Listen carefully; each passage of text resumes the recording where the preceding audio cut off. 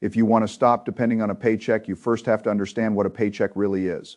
A paycheck is not just money, it is a dependency, it is an agreement that says your time, energy, attention, and availability must be exchanged again and again in order for money to arrive.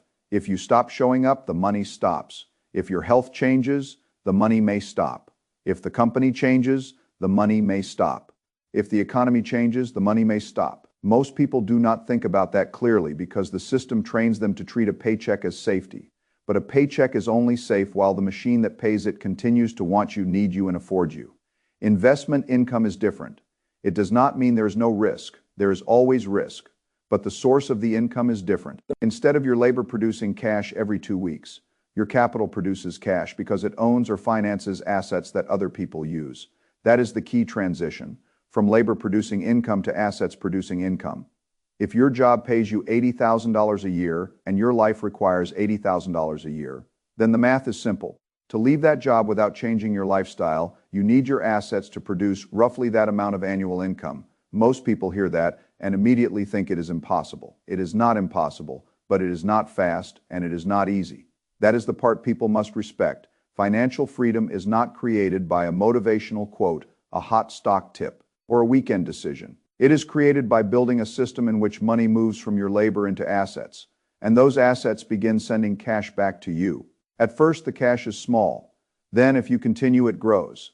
Eventually, the assets begin doing more of the work than you do. That is the transition every serious investor should understand. The common advice is to put money into the S&P 500 and let compounding work. That is not bad advice. I believe productive equity ownership is one of the great wealth building machines in modern history. A broad index can be an excellent core for long-term growth. But growth and income are not the same thing. If your goal is to build wealth over decades, broad equity exposure can be powerful. If your goal is to replace a paycheck, you also need cash flow. You need income that can help pay rent, mortgages, utilities, food, insurance, travel, medical bills, and all the ordinary costs of life. So the question is not only how do I become wealthy? The question is how do I create a stream of income that can eventually stand where my paycheck stands today? There are many ways to do that. But the framework in this discussion starts with 5 broad categories of assets. They are not equal. They do not have the same risk. They do not require the same skill. They do not produce the same returns. They do not behave the same in every economic environment. That is why I like to think in systems. Each asset has a role. Each role has trade-offs. The first and simplest way to begin creating investment income is through treasury bonds or treasury bond funds.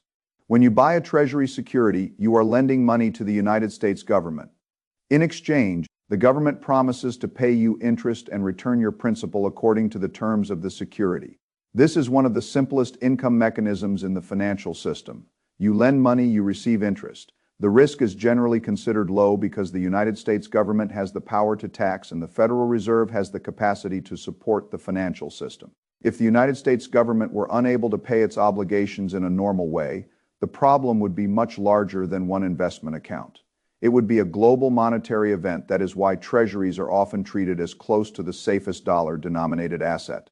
They can also have tax advantages because treasury interest is generally exempt from state and local income tax, even though it is still subject to federal income tax for people living in high-tax states. That can matter. Another benefit is that short-term treasury exposure can create a stream of income that is relatively predictable.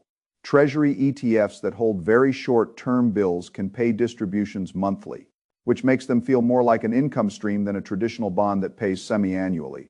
A simple example is an ETF like SCOV, which invests in short-term treasury bills. It holds loans to the government that mature in a very short period, often 3 months or less. Because of that short maturity, the price generally does not move dramatically compared with longer duration bonds. Most of the return comes from the interest income. That makes it relatively simple to understand. But simple does not mean perfect. Treasuries are not designed to make your principal grow in the same way a great business can grow. If you lend $100, the main idea is not that the $100 becomes $200 through business expansion. The idea is that you earn interest on the $100. That means your upside is limited by the interest rate. When interest rates are high, treasury income can look attractive. When the Federal Reserve cuts rates, that income will likely fall if you rely entirely on short-term treasuries to replace your paycheck. You have to understand that your income is tied to the interest rate cycle. That is a major limitation. Treasuries can be a good income base, they can be a place to park cash, they can be a lower risk layer, they can help create monthly income. But they are not a complete freedom plan by themselves unless you have a very large amount of capital. And that is one of the hardest truths about income investing. The safer the asset, usually the more capital you need. If you want $80,000 a year from an asset, yielding around 4%, you need around $2 million invested. That is not a moral statement. It is math.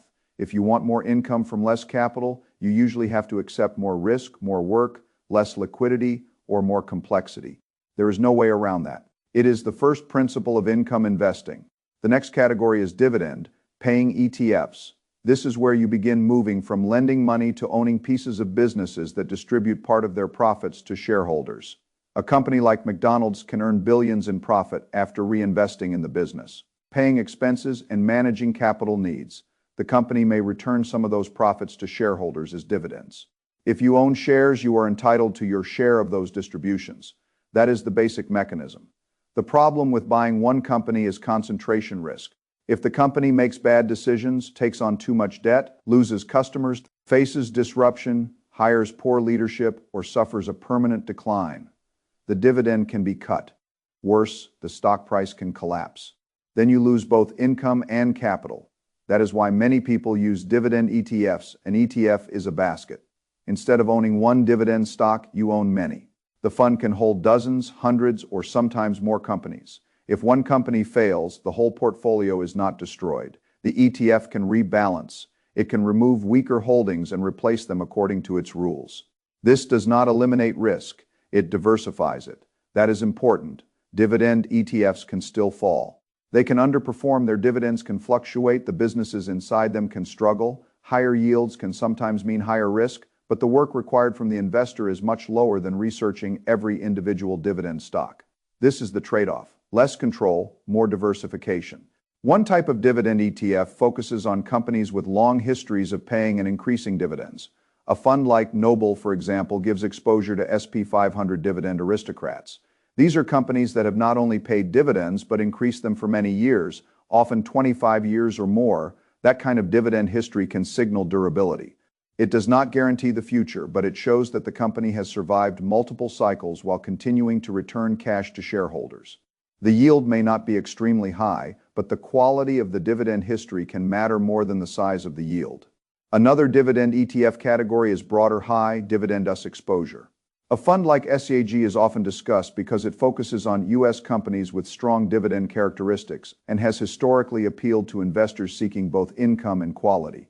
The income may be higher than some dividend aristocrat strategies, and the portfolio may provide exposure to strong businesses that pay meaningful distributions.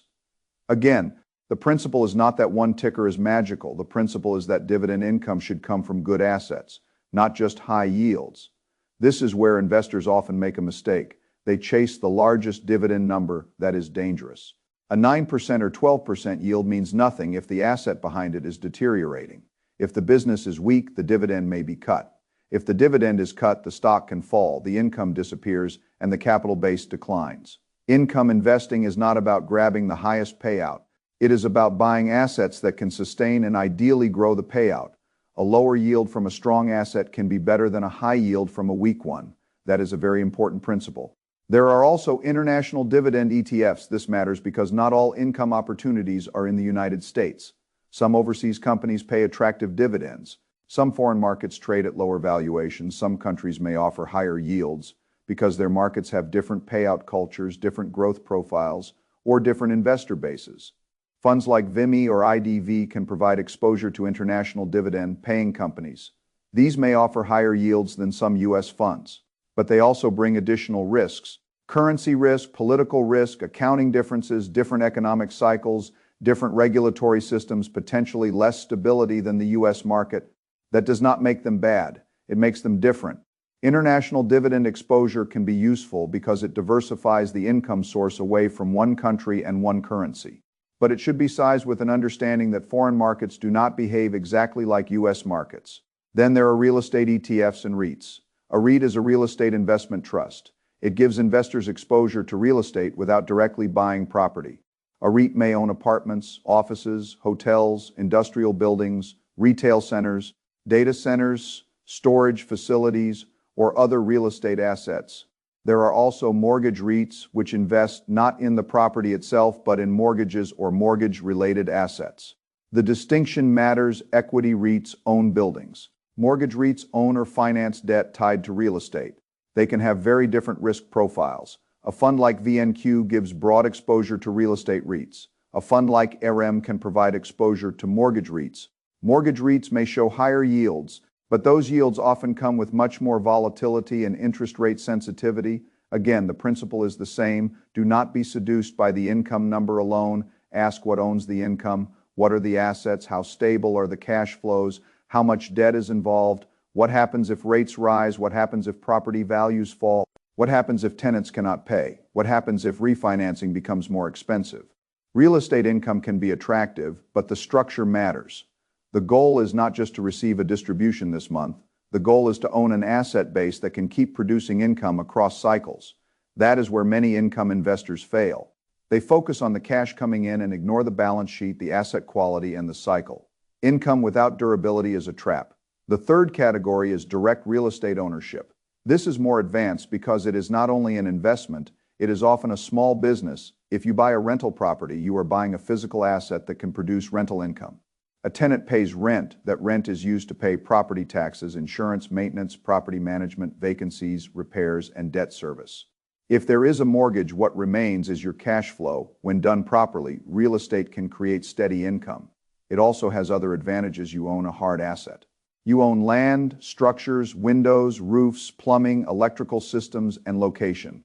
It is tangible. It can be seen and touched. Unlike a stock certificate or ETF share, a property is a real asset in the physical world. Real estate also has powerful tax characteristics in many systems.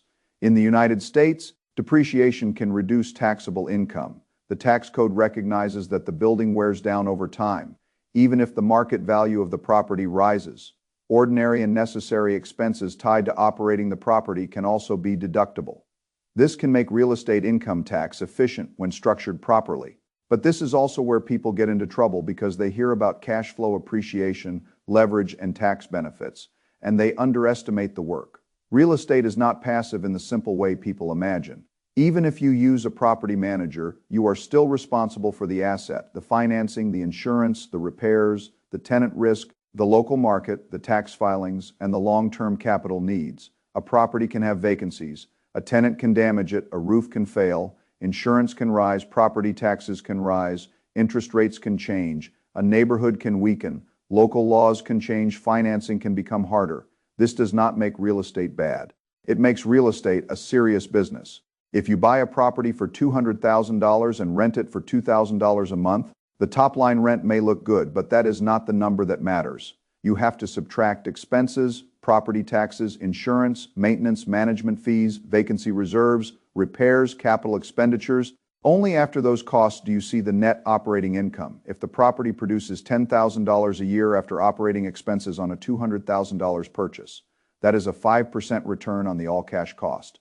Some investors may accept that. Others may require 7% or more to justify the risk and work. The important point is not the exact number. The important point is discipline. You must know your numbers before you buy. A property that looks like an income asset can become a drain if the assumptions are wrong. People often calculate rent and mortgage payment and ignore the rest. That is a mistake. The real world always sends bills, roofs age, tenants leave, furnaces break. Cities reassess taxes, insurance companies reprice risk. If your model does not include reality, reality will correct the model. Real estate rewards people willing to work, think locally, analyze carefully, and buy with margin of safety. It punishes people who believe every property automatically creates passive income. That is why real estate can be powerful and dangerous at the same time. The same leverage that increases returns when things go well can increase pain when things go wrong. If you buy all cash, the return may be lower, but the balance sheet is safer. If you use debt, your cash on cash return can rise. But your risk rises too. A vacancy can hurt more. A rate reset can hurt more. A market downturn can trap you. There is no free lunch. There are trade-offs. The tax benefits are real, but they are also complex depreciation, accelerated depreciation, ordinary and necessary expenses, and other deductions should be handled with qualified tax guidance. The tax code can be powerful, but using it incorrectly can create problems. So if real estate is part of your paycheck replacement plan, treat it with respect. Do not buy because the internet says landlords get rich. Buy because the numbers work. The market makes sense, the financing is sustainable, and you understand the operating risks. The fourth category is business ownership. This is one of the most powerful income-producing assets in the world, but it is also one of the most difficult. A business is a machine that can produce profit. If you own the business, the profit belongs to you after expenses, reinvestment needs, taxes, and any arrangements with employees or partners. This is different from being an employee. An employee earns a salary. An owner receives the residual profit. That distinction is fundamental to capitalism. If a business makes $1 million in revenue and has $600,000 in expenses, the $400,000 of profit belongs to the owners, subject to taxes and reinvestment decisions. Employees may be paid well, they may even receive bonuses or profit sharing, but ownership is where the upside resides. That is why business ownership can replace a paycheck. If the business produces stable profit and you own it, that profit can become income. But business ownership is not easy. It is often the hardest category because there are so many variables. Customers, sales, marketing, operations, employees, legal issues, cash flow, competition, technology regulation, taxes, culture management, pricing, margins, capital allocation. A business can make money one year and lose money the next. It can look simple from the outside and be brutally difficult inside. The internet makes business ownership look too easy. People say buy a laundromat, buy a car wash, buy a vending machine route, buy a small company, hire an operator, collect cash flow. That sounds good, but every business has hidden complexity. If a business is small, the owner often is the system. Remove the owner, and the profits may disappear. If you buy that business thinking it is passive, you may discover that you actually bought yourself a demanding job.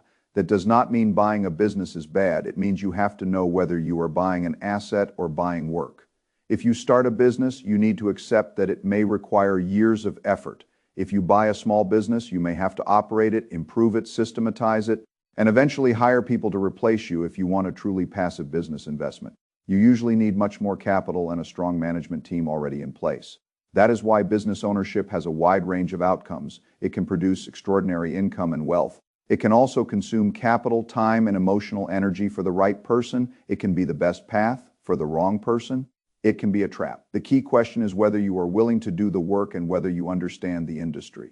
A business is not a bond. It does not pay because you want it to pay. It pays because customers choose it, margins support it, operations work, and management makes good decisions.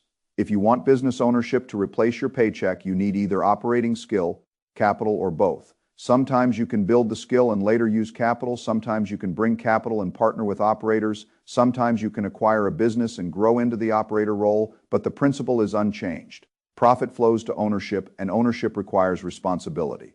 The fifth category is private credit or peer-to-peer lending. This is where you lend money directly or indirectly to other people or businesses that need capital. They may be buying real estate, they may be flipping a house, they may need a personal loan, they may need business financing. You provide money, and in return, they pay interest. This is another way to create income from capital. But the risk is very different from Treasury bonds. When you lend to the United States government, you are taking sovereign credit risk. When you lend to an individual borrower, a real estate investor, or a small business, you are taking private credit risk. The interest rate may be much higher. You might see rates of 5%, 10%, 15%, or even more in certain private lending situations. But higher yield exists for a reason. The borrower may default. The collateral may be worth less than expected. The legal process may be slow. The platform may have weaknesses. The underwriting may be poor. The economy may turn. Liquidity may disappear. If someone is willing to pay you a very high interest rate, ask why. Maybe they have a profitable opportunity and need fast capital. Maybe they are risky and cannot borrow elsewhere at lower rates. Maybe both are true. That is why collateral matters. If I were thinking about private lending, I would want to understand what backs the loan. Real estate collateral can provide some protection, but only if the loan-to-value ratio is conservative. The legal documents are strong, the borrower is capable, and the property can actually be sold if things go wrong. Collateral is not magic. If the market falls or the paperwork is weak, collateral may not protect you the way you think. Peer-to-peer lending platforms can make this easier by connecting lenders and borrowers. But platforms also introduce their own risk. You need to understand underwriting, fees, diversification, default rates, recovery processes, And liquidity. This is not an area to enter casually. Private credit can produce income. It can diversify away from public markets. It can be attractive when managed well, but it requires caution. The income is compensation for risk. Do not forget that. Now, if we step back from these 5 categories, the structure becomes clear. Treasuries are simple and lower risk, but require a lot of capital and are tied to interest rates. Dividend ETFs provide business ownership income with diversification, but dividends and prices can fall. Real estate can produce cash flow tax advantages and hard asset ownership, but requires work discipline and good numbers. Business ownership can create the largest income and wealth, but usually requires skill, effort, management, and tolerance. For uncertainty, private credit can produce high interest income, but carries borrower, collateral, platform, and legal risk. Every asset solves one problem and creates another. That is how investing works. The mistake is believing there is one perfect asset that replaces a paycheck without risk, effort, or capital. There is no such asset. If someone tells you there is, they are usually selling something. Replacing a paycheck is not a single investment decision. It is a system design problem. You need enough capital. You need the right mix of assets. You need risk control. You need taxes managed. You need liquidity. You need diversification. You need to avoid chasing yield. You need to reinvest for a long time before you depend on the income. And you need to understand that the income stream can change. This is where many people become impatient. They want the income now. They want to quit now. They want the asset to pay enough now because they want speed. They reach for risk. They buy the highest yielding fund. They buy a bad rental property. They buy a business they do not understand. They lend money to a borrower they never should have trusted. They confuse yield with freedom. But true financial freedom is not built on fragile yield. It is built on durable income. There is a big difference. Fragile yield looks good until stress arrives. Durable income survives cycles. So how should someone think about building this system? First, calculate the real paycheck you need to replace. If you earn $80,000 a year, do you need $80,000 before taxes or after taxes? What are your health insurance costs if you stop working? What expenses are tied to work and might disappear? What expenses might rise? How much margin of safety do you need? Most people use rough numbers and then get surprised. A real plan starts with real expenses. Second, understand your income gap. Maybe your investments produce $5,000 a year today. Maybe $10,000, maybe nothing. That is not a failure. It is the starting point. You need to know the gap between what your assets produce and what your life costs. Then you can design the path. Third, choose the right asset mix based on your skills and temperament. Some people should not own rental property directly. They do not want the work. They do not understand repairs. They panic when tenants leave. For them, REITs or real estate ETFs may be better. Some people should not start businesses. They hate uncertainty, sales, employees, and operational problems. For them, business ownership may be too stressful. Some people should not do private lending. They do not understand underwriting. They are attracted to high yield without respecting default risk. Some people need simplicity. There is nothing wrong with simplicity. A portfolio of treasuries, dividend ETFs, broad index funds, and perhaps REIT exposure may be slower, but it may be more sustainable for that person. Other people have the skill and desire to build businesses or buy real estate. They may accept more work in exchange for higher potential returns and more control. The right system depends on the person. Fourth, never ignore growth. This is important because income investors can become so focused on cash flow that they forget inflation. If your income is fixed and your costs rise, your freedom shrinks. A treasury might pay interest, but if rates fall and inflation rises, your real income can decline. A dividend ETF with growing dividends may help offset inflation over time. Real estate rents may rise over time in strong markets. Though expenses can rise too, businesses can grow profits if managed well. Private credit interest may be fixed, which may or may not keep up with inflation. You need income today and growth for tomorrow. A portfolio that replaces your paycheck today but cannot grow may fail later. The fifth principle is taxes. Income is not all equal after taxes. Treasury interest may avoid state taxes. Qualified dividends may be taxed differently from ordinary income. REIT distributions can have different tax treatment. Real estate may allow depreciation. Business income can have deductions, but also payroll, self-employment, and other tax issues. Private lending interest may be taxed as ordinary income. The number you see before taxes is not the number you live on. A serious investor thinks in after-tax cash flow. This is why good accounting and tax guidance matter. You do not want to build a freedom plan and then discover that the tax structure was working against you. Sixth, manage liquidity. Some assets pay income but are hard to sell. Real estate may produce rent, but you cannot sell a bathroom to pay a surprise bill. A small business may produce profit, but selling the business can take months or years. Private loans may pay interest, but the money is locked until the loan matures. Treasury bills and ETFs are more liquid. Public dividend ETFs are more liquid. Cash is liquid but loses purchasing power. A paycheck replacement system needs liquidity because life is unpredictable. If every dollar is tied up in illiquid assets, you may be asset rich and cash poor. That is not freedom. Freedom requires access. Seventh, protect against concentration. Do not depend on one tenant, one borrower, one customer, one business, one property, one dividend stock, one bank, or one market. Concentration can create wealth. It can also destroy it. If your paycheck comes from one employer, you are already concentrated. The goal of investment income is to reduce dependency, not replace one dependency with another. If all your income comes from one rental property, one bad tenant can disrupt your life. If all your income comes from one business, one industry change can hurt you. If all your income comes from one high-yield fund, one cut can surprise you. Diversify income streams, not endlessly, not randomly, but intelligently.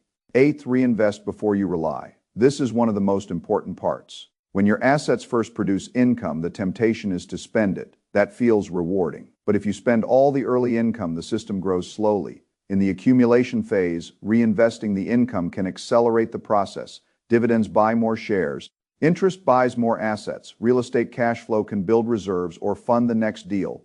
Business profits can be reinvested into growth. Eventually, the income can be used for living. But first, it should help build the machine. Do not eat the seed corn too early. Ninth, create margin of safety. If you need exactly $80,000 a year and your assets produce exactly $80,000 in a perfect year, you are not free. You are balanced on a narrow ledge. A dividend can be cut. A property can go vacant. A business can have a bad quarter. Rates can fall. A borrower can default. You need more income than your minimum need, or you need reserves, or both. Freedom requires slack. A system with no slack is fragile. 10th, keep learning. Every income asset requires understanding. Treasuries require understanding rates. Dividend ETFs require understanding asset quality and payout sustainability. Real estate requires understanding local markets and operations. Businesses require understanding customers and management. Private credit requires understanding underwriting and default. You do not need to become an expert in everything, but you should not invest blindly. The phrase passive income is often misleading. The income may become passive after the system is built. But building the system requires active learning and good decisions. Now let us connect this back to the purpose. You do not want to work forever just because bills require it. You want the option to choose. That is what financial freedom really means. It does not necessarily mean you never work again. Many people who become financially free continue working, but they work differently. They choose projects, they choose pace, they choose partners. They choose whether to continue when your income depends entirely on a paycheck.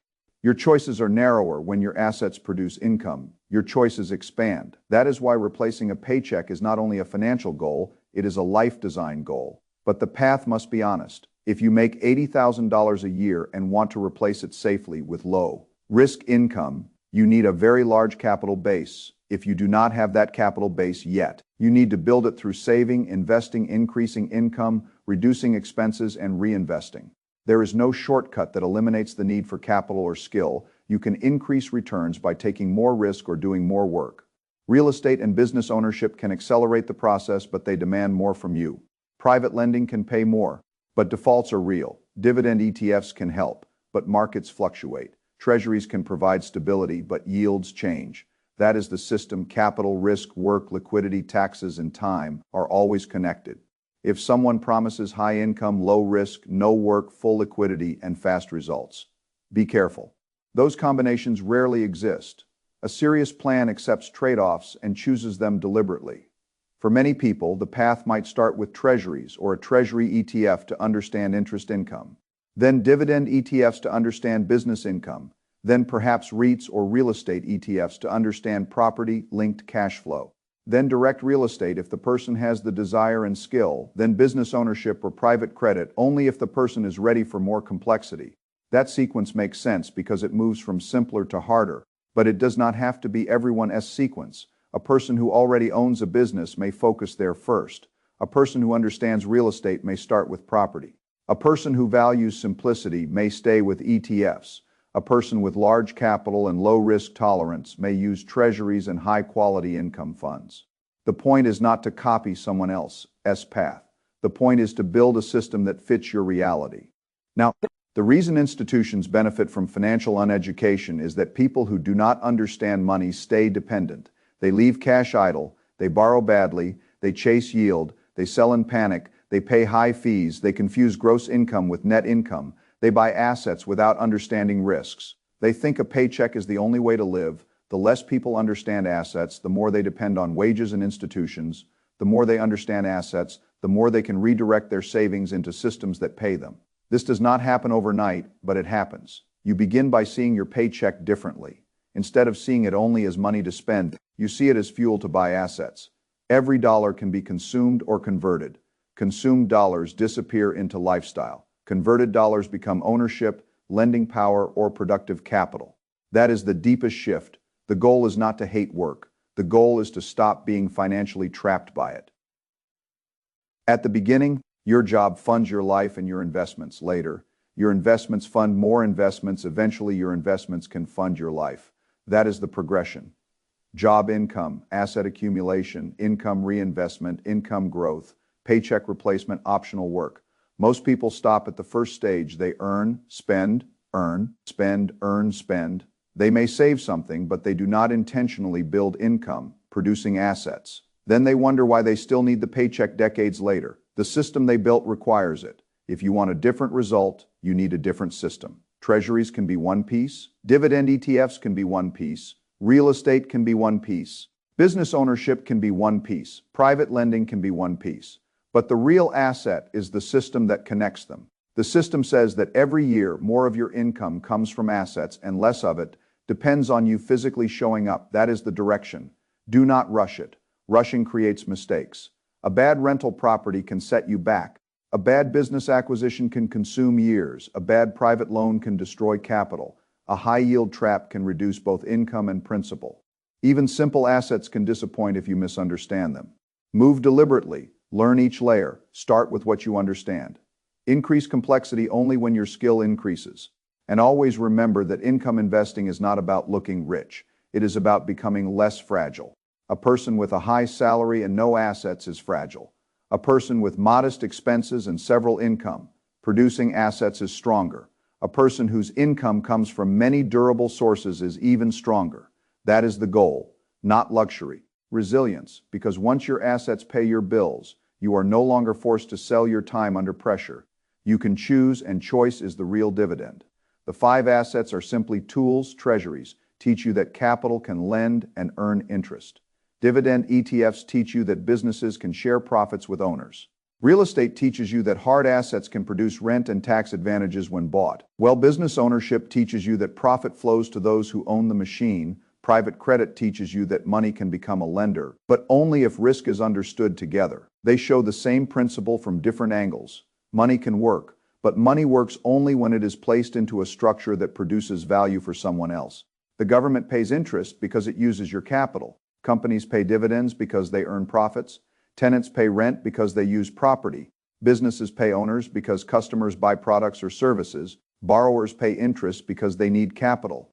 In every case, income comes from someone else's need being met by your asset. That is the real economic engine. If your asset does not meet a real need, the income is probably fragile. So when you evaluate any income opportunity, ask the basic questions. Who is paying me? Why are they paying me? What asset supports the payment? What can go wrong? What happens in a recession? What happens if rates change? What happens if inflation rises? What happens if the tenant leaves? What happens if the borrower defaults? What happens if the company cuts the dividend? What happens if the business needs reinvestment? If you can answer those questions, you are investing. If you cannot, you are hoping. Hope is not a strategy. The investors who eventually replace their paychecks are not necessarily the ones who begin with the most money. They are often the ones who build the best habits and avoid destroying capital. They save consistently, they invest regularly, they study risks, they reinvest income, they avoid debt traps, they do not chase everything, they accept slow progress, they understand that $100 of monthly income from assets is not small. It is proof that the machine has started. Then they build it to $500, then $1,000, then more. The numbers compound if the behavior is consistent. That is how a paycheck is replaced. Not all at once. Layer by layer, cash flow by cash flow, asset by asset, decision by decision. And when the day finally comes when the assets can pay for the life, it will not feel like magic. It will feel like the logical result of a system that was built deliberately over many years. That is the truth most people do not want to hear. But it is also the truth that can set you free. You do not need to be reckless. You do not need to be brilliant. You do not need to predict the future perfectly. You need to understand assets, save enough, buy intelligently, manage risk, reinvest patiently, and let time work. The world pays people who own useful assets. If you want your paycheck replaced, become an owner of assets that pay. Start simple. Understand the trade-offs, respect the risks, build the machine, then keep feeding it until one day the machine can feed you.